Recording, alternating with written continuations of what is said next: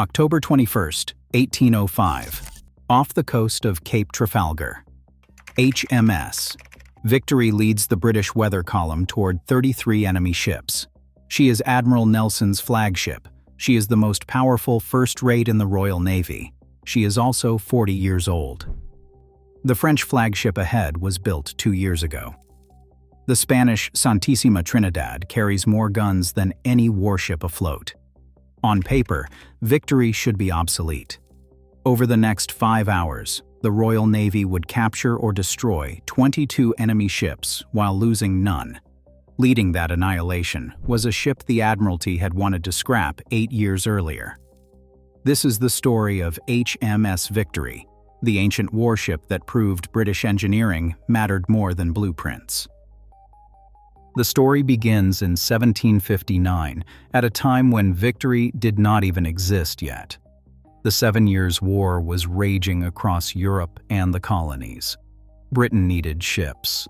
The old naval dockyard at Chatham received orders to construct a new first-rate ship of the line, the most powerful class of warship in the age of sail. The timber came first. Approximately 6,000 oak trees were felled across southern England to provide the raw material. But here is where British shipbuilding diverged from everyone else. That timber was not used immediately. It was seasoned for years. The keel was laid in 1759, but Victory would not be launched until 1765. 6 years of construction. And even then, she sat in ordinary, kept in reserve without active commission, for another 13 years. By the time she finally entered active service in 1778, the timber in her hull had been seasoning for nearly 2 decades. French shipbuilders would have considered this insane. They used green timber, built faster, and produced ships that were lighter and more maneuverable.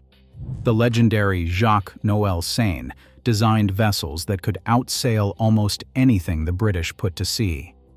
French naval architecture was, by most contemporary accounts, more sophisticated than British design. But there was a cost to that sophistication.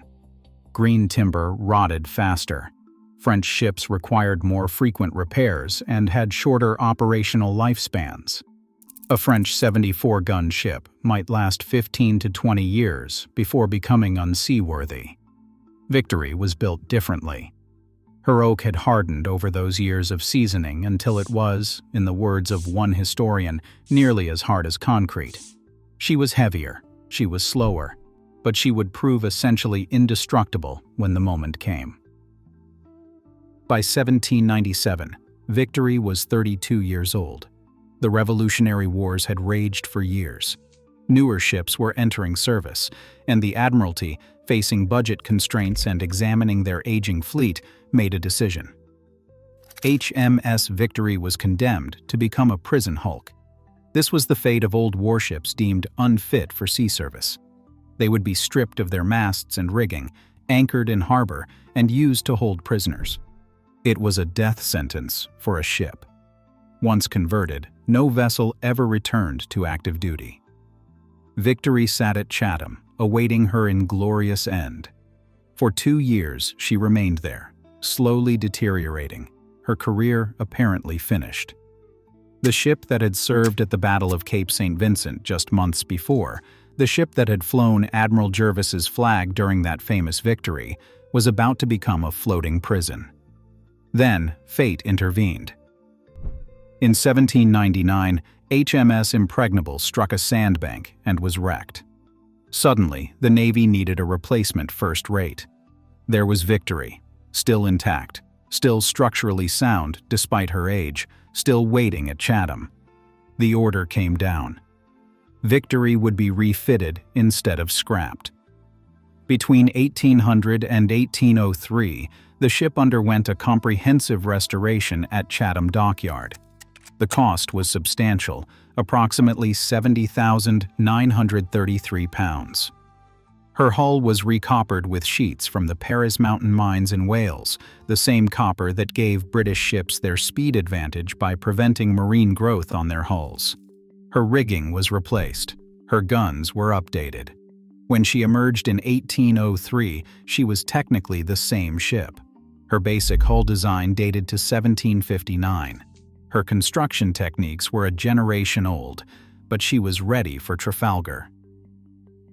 To understand why Victory succeeded where theoretically superior ships failed, you need to understand what the French and Spanish were actually sailing. The French flagship Bucentaure was designed by Seine and launched in 1803. She was a modern 80-gun ship of the line, representing the pinnacle of French naval architecture. Her lines were cleaner than Victory's. She could sail closer to the wind. On paper, she should have been the superior vessel. The Spanish contributed the Santísima Trinidad, the largest warship in the world. She carried between 136 and 140 guns depending on configuration.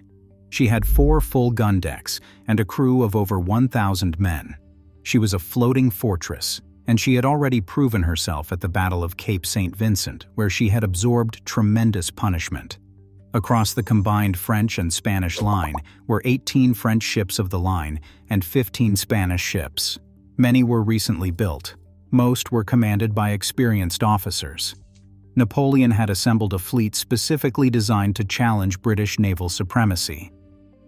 They had one critical disadvantage that no shipyard could fix: they could not shoot.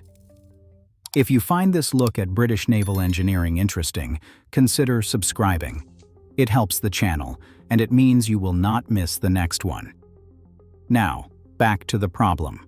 The Franco-Spanish fleet could not solve. British gunnery doctrine differed fundamentally from continental practice. Royal Navy crews trained constantly, even at anchor. Gun crews competed against each other. Speed and accuracy were drilled relentlessly. The result was measurable. A well-trained British gun crew could fire a broadside every 90 seconds. French and Spanish crews typically managed one broadside every 5 to 6 minutes. In any extended engagement, British ships would deliver 4 to 6 times more firepower than their opponents. This was not about the guns themselves.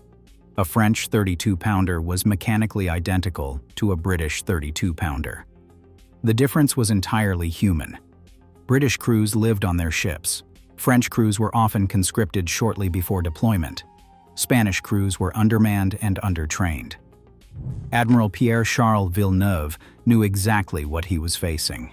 In letters written before Trafalgar, he expressed something close to despair about his fleet's readiness. The ships were adequate, the crews were not.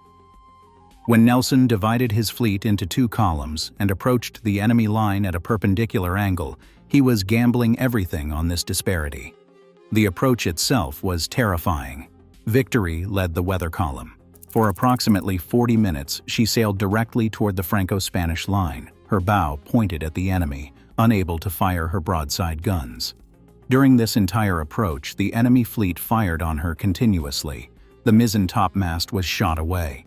The wheel was destroyed, requiring the ship to be steered by 40 sailors working the tiller below decks. 50 men were killed or wounded before Victory fired a single shot in return. This was the gamble. Nelson believed that despite taking heavy damage during the approach, his ships would deliver such devastating firepower once they broke the line that the exchange would favor Britain. He was right. When Victory finally came alongside the French flagship Bucentaure, she delivered a raking broadside down the length of the enemy vessel. Her starboard guns, loaded with treble-shotted round shot, and a 68-pound carronade firing a keg of 500 musket balls, fired simultaneously. A raking broadside meant the cannonballs traveled the entire length of the enemy ship's deck, smashing through everything in their path. Contemporary accounts suggest this single broadside killed between 200 and 400 French sailors and dismounted 20 of Bucentaure's guns. The battle had been underway for minutes, and Villeneuve's flagship was already crippled. Victory then engaged Redoutable, a French 74 gunship whose captain, Jean-Jacques Lucas, had trained his crew differently. Lucas had focused on musketry and boarding tactics rather than gunnery, reasoning that if he could not outshoot the British, he would capture them instead. The two ships became locked together, their rigging entangled. French sharpshooters in the tops fired down onto Victory's deck. It was during this close engagement that a musket ball struck Nelson in the shoulder and passed through his spine. Nelson was carried below to the surgeon's cockpit, where he would die approximately 3 hours later. His last coherent message confirmed the fleet had won. Meanwhile, Captain Lucas was executing perhaps the most audacious boarding attempt of the Napoleonic Wars. His crew was swarming across to Victory when HMS Temeraire arrived alongside Redoutable's opposite side. The French ship was now caught between two British first-rates. In Lucas's own report, written after his capture, he described the carnage that followed. His crew was cut down between the two ships. His masts fell. By the time Redoutable surrendered, she had lost 522 men killed and wounded out of a crew of 643. An 81% casualty rate. The pattern repeated across the battle. British ships broke through the enemy line, isolated individual vessels, and destroyed them with superior gunnery. The Franco-Spanish fleet could not respond effectively. Ships that tried to come about and return to the fight found themselves too slow, their crews too inexperienced, their formations too broken. By evening, 22 Franco-Spanish ships had been captured or destroyed. Several more would sink in the storm that followed the battle. The British fleet lost not a single ship. The Butcher's Bill told the story. 449 British dead. Over 4,400 Franco-Spanish dead, plus approximately 2,500 wounded and more than 14,000 captured. Napoleon received the news at Strasbourg on November 9th, over 2 weeks after the battle. His reaction was carefully controlled in public. He refused to acknowledge the scale of the defeat in official communications. It was only years later, during his exile on St. Helena, that he would admit Trafalgar had ended his hopes of invading Britain. The combined Franco-Spanish fleet effectively ceased to exist. Spain never recovered as a naval power. France would continue building ships, but they would spend most of the remaining war blockaded in port, unable to challenge British supremacy. Victory herself survived. Despite being heavily damaged during the battle, despite losing her captain and her admiral, despite sustaining dozens of hull hits and having her masts nearly shot away, she remained afloat. She was towed to Gibraltar for emergency repairs. That ancient 40-year-old hull, built from 6,000 oak trees seasoned for decades, held together when it mattered. The legacy extended far beyond 1805. Trafalgar established British naval supremacy that would last for over a century. The Pax Britannica, 100 years of relative peace enforced by the Royal Navy's unchallengeable dominance, began that afternoon off Cape Trafalgar. British ships could sail anywhere, protect any trade route, project power to any coastline. No nation could contest them. Napoleon's continental system, his attempt to strangle British trade by closing European ports, ultimately failed because he could not prevent British ships from trading with the rest of the world.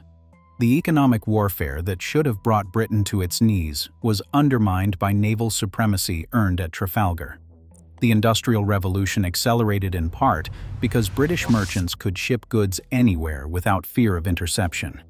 The empire expanded because the Royal Navy could transport troops and supplies across any ocean. The entire strategic situation of the 19th century flowed from that single afternoon's work. And HMS Victory endured.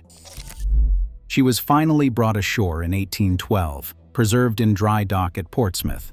Today, 261 years after her launch, she remains the oldest naval ship still in commission anywhere in the world. Not as a museum, but as the flagship of the First Sea Lord, still technically part of the Royal Navy's operational strength. Visitors can walk her decks, descend to the gun deck where her crews delivered those devastating broadsides, stand where Nelson fell. The oak is still there. The copper sheathing is still visible. The ship that the Admiralty wanted to scrap is now a national monument. Return to October 1805. That French flagship, Bucentaure, the modern vessel designed by the finest naval architects in Europe, lasted only 2 years after her launch before being reduced to a shattered hulk at Trafalgar. The Spanish Santísima Trinidad, the largest warship in the world, sank in the storm after the battle, too damaged to be saved. Victory, the ancient ship built from decades-old timber, is still here. The French and Spanish had newer ships. They had more guns. They had, by many measures, superior naval architecture. What they did not have was the industrial base that produced British crews, the training doctrine that created British gunnery, or the engineering philosophy that built ships to last rather than ships to impress. Napoleon's architects designed elegant vessels that performed beautifully in fleet reviews. British engineers built ships that refused to die in battle. 40 years after her keel was laid, Victory led the British line at Trafalgar. 8 years after she was condemned to rot as a prison hulk, she destroyed the combined naval power of France and Spain. 2 centuries after that battle, she still floats in Portsmouth Harbor. The newest ship in that Franco-Spanish fleet was built in 1803. None of them survive. That was British engineering. That was Trafalgar. And that is why an ancient warship stopped Napoleon when no other nation could. If this story moved you the way it moved us, do me a favor. Hit the like button. Every single like tells YouTube to show this story to more people. Hit subscribe and turn on notifications. Leave a comment right now and tell us where you are watching from. Our community stretches across the entire world. Tell us if someone in your family served. Just let us know you are here. Click the video on the left to watch how this cheap and nasty warship destroyed everything.